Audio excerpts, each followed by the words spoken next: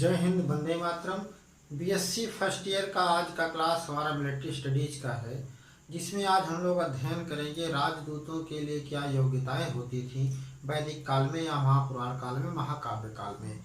तो इससे पहले की वीडियो में हम लोगों ने जाना था कि राजदूत क्या होते हैं और राजदूतों के क्या कार्य होते हैं। जिन्होंने पिछला वीडियो ना देखा हो वो पिछले वीडियो को देखकर उसका कार्य और राजदूतों के कार्य और राजदूत कौन होते थे इसके बारे में वहाँ से जानकारी प्राप्त कर सकते हैं।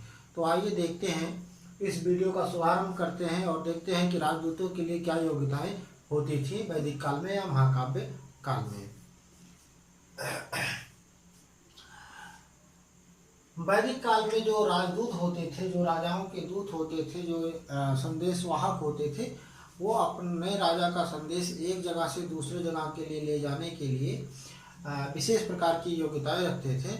उन योग्यताओं में सबसे पहली चीज़ तो ये थी कि वो सभी वेद वेदांगों के ज्ञाता हों, यानी कि सभी वेदों का उनको, जो हमारे 4 वेद हैं, ऋग्वेद, सामवेद, यजुर्वेद और अथर्ववेद, इन चारों वेदों का और जितने वेदांत हैं, उपनिषद हैं, इन सब का ज्ञान होना उनके लिए नितांत आवश्यक होता था। दूसरी चीज़ थी कि जो निडर, उनको बहुत ही निडर होना होता था।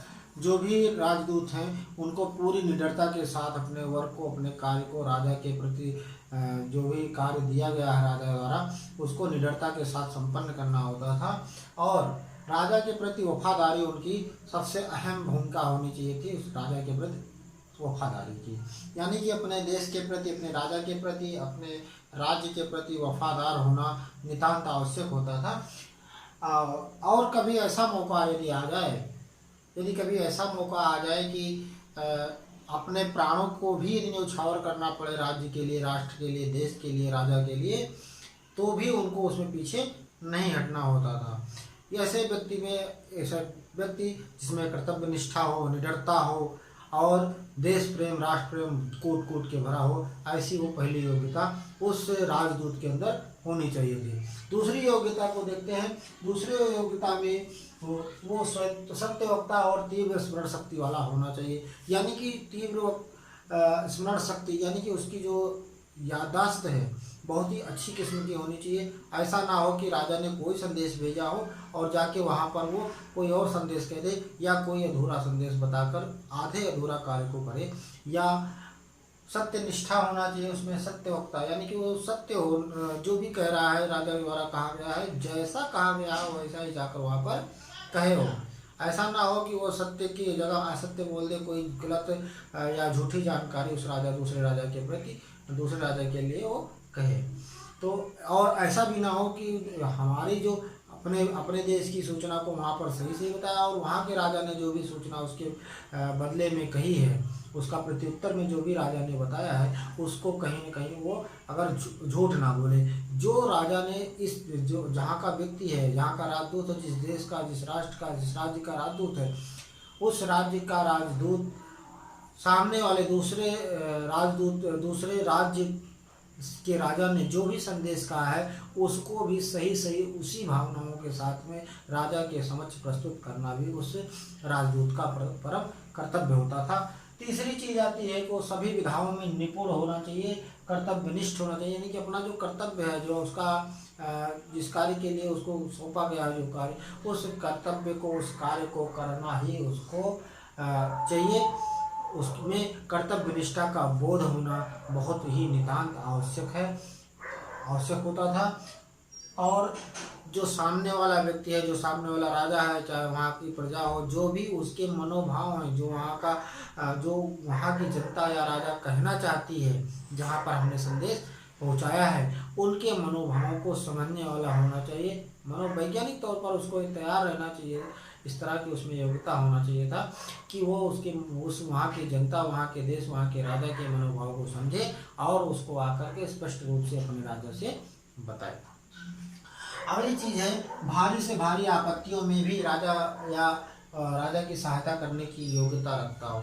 जब भी भारी से भारी विपत्ति आ जाए, आपत्ति कोई करे या कोई विपत्ति आ जाए, कठिन से कठिन, विषम से विषम परिस्थिति में भी उस राजदूत को अपना राजधर्म, अपना राष्ट्र प्रेम, अपने निडरता, अपने साहस और अपने पराक्रम को हमेशा ध्यान में रखकर कार्य करना चाहिए।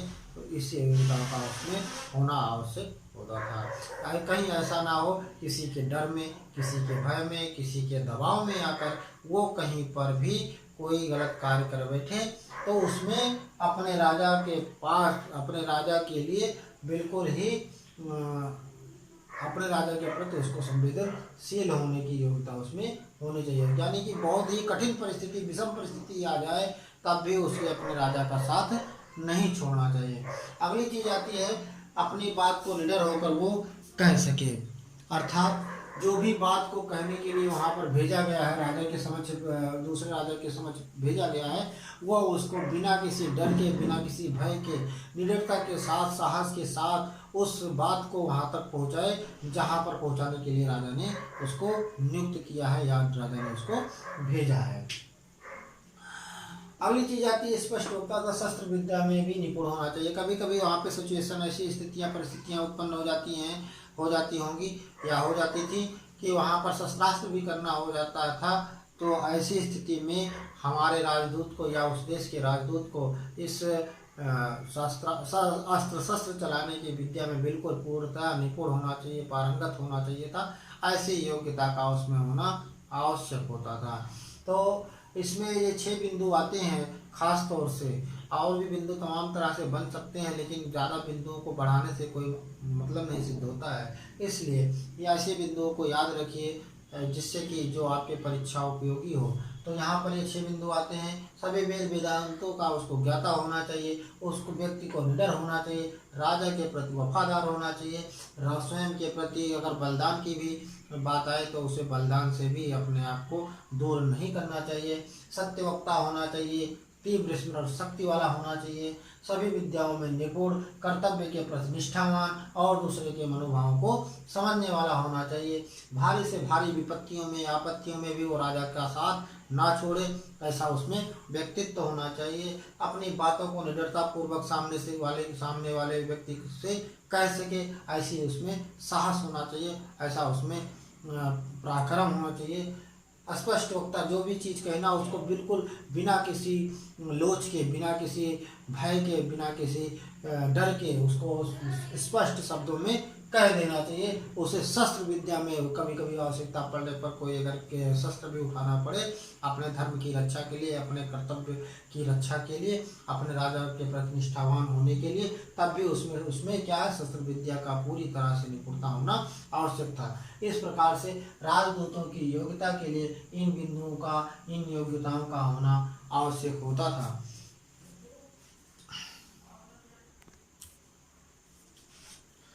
आज की वीडियो में हम लोगों ने राजदूतों की क्या योग्यता होती थी, क्या विशिष्टता होती थी, इसके बारे में अध्ययन किया।